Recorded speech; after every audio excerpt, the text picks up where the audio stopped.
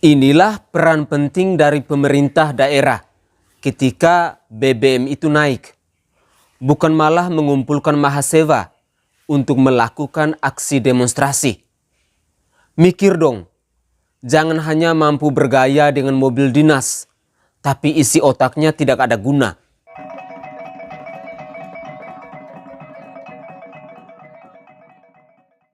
Saudaraku sebangsa dan setanah air, para penonton kanal YouTubeku yang sangat saya hormati. Hari-hari belakangan ini, berita tentang kenaikan BBM ramai diperbincangkan. Sebenarnya, kalau mau dilihat dari data yang ada, harga BBM di Indonesia masih termasuk yang murah di dunia.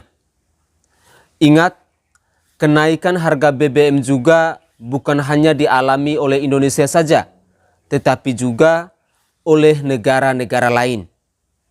Akan tetapi, mengapa ini semua menjadi sesuatu yang ramai di Indonesia? Alasan yang paling pertama adalah rakyat Indonesia terbiasa disubsidi.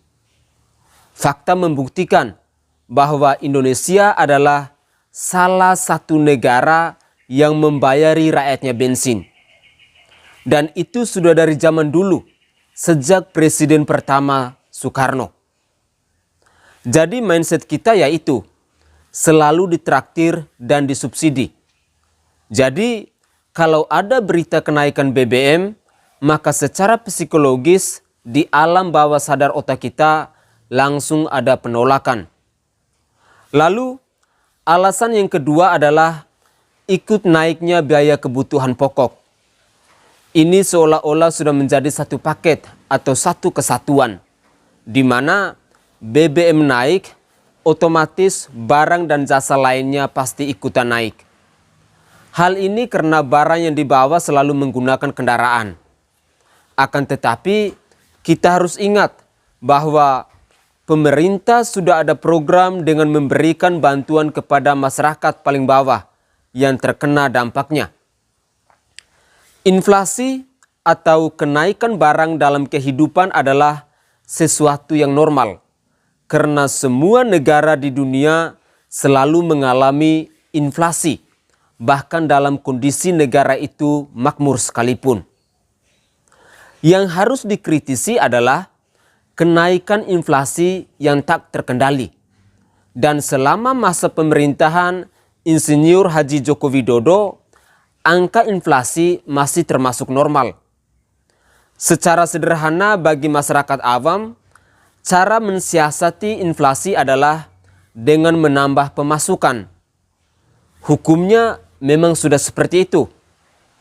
Kurangi gaya hidup yang tidak perlu, seperti nongki-nongki di kafe, atau malah membeli rokok yang anfaedah. Apalagi rokok harganya juga terdampak. Kemudian, secara sederhana, kita dapat membagi pola hidup masyarakat ke dalam 3 kelas lapisan masyarakat, yaitu kelas atas, kelas menengah, dan kelas bawah. Masyarakat kelas menengah yang masih punya mobil dan bahkan motor, hendaknya jangan protes, karena mereka sebenarnya bisa beralih ke transportasi publik untuk mengatasi hal ini. Lagi pula kan, mereka masih mampu untuk membeli mobil dan motor yang harganya termasuk mahal bagi mereka yang masyarakat bawah. Kalau mampu beli mobil semestinya jangan protes dong kalau BBM itu naik. Masyarakat lapisan paling bawah yang tidak mampu membeli mobil sebenarnya baru terasa saat membeli kebutuhan pokok. Oleh karena itulah, pemerintah memberikan bantuan langsung tunai tadi. Masa masyarakat menengah mau terima BLT juga? Malulah. Disinilah peran pemerintah daerah dalam membantu pemerintah pusat dalam mengatasi masalah BBM ini. Transportasi publik yang masih aut-autan memang belum menjadi pilihan masyarakat menengah saat ini. Mereka masih belum mau menggunakan transportasi publik karena masih kurang nyaman dan kurang aman. Bahkan di ibu kota negara, transportasi publik jauh dari kata aman dan nyaman. Pelecehan seksual masih kerap terjadi di transportasi publik. Memang sudah ada perbaikan dengan adanya MRT, KRL, dan Transjakarta. Namun, penggunaan mobil pribadi oleh masyarakat kelas menengah masih sangat banyak. Sering terlihat warga Jakarta atau perkotaan pada umumnya menggunakan mobil pribadi, walau satu penumpang saja. Memiliki mobil pun dipandang sebagai salah satu gaya hidup dibandingkan dengan kebutuhan.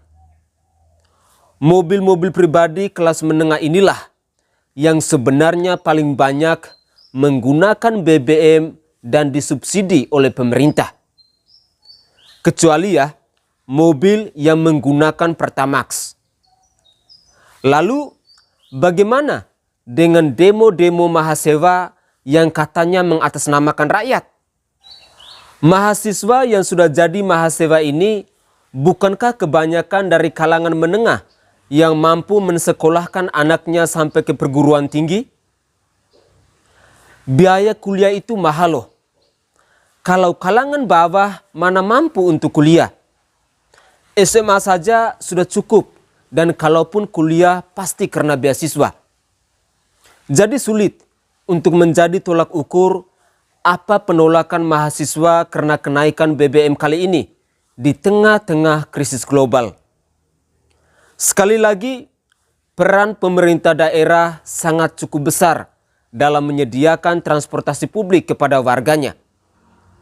Coba kita lihat program Jaklingko yang menjadi andalan Anies Baswedan. Apakah sudah optimal atau belum? Atau hanya sebatas jargon saja? Dan sudah sepantasnya ibu kota Jakarta harus lebih baik lagi dalam hal ini, agar masyarakat menengah bisa beralih ke transportasi publik. Jangan jaga gengsi jika hidupmu sebenarnya masih disubsidi. Salam waras, salam hormat, dan salam NKRI untuk kita semua.